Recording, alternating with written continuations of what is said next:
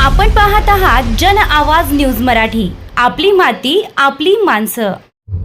साखर झोपेत असताना काळाचा घाला। मुंबई आग्रा महामार्गावर तिहेरी अपघात, 6 जणांचा जागीच मृत्यू। धुळे येथील मुंबई आग्रा महामार्गावरील लळिंग घाटात भीषण तिहेरी अपघात झालाय।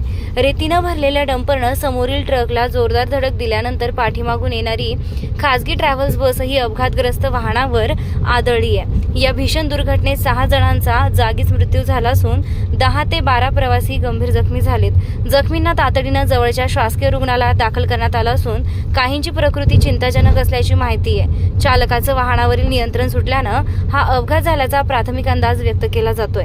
अपघातानंतर महामार्गावर काही काळ वाहतूक विस्कळीत झाली होती। माहिती मिळताच महामार्ग पोलीस आणि स्थानिक नागरिकांनी घटनास्थळी धाव घेत मदत कार्य सुरू केलं।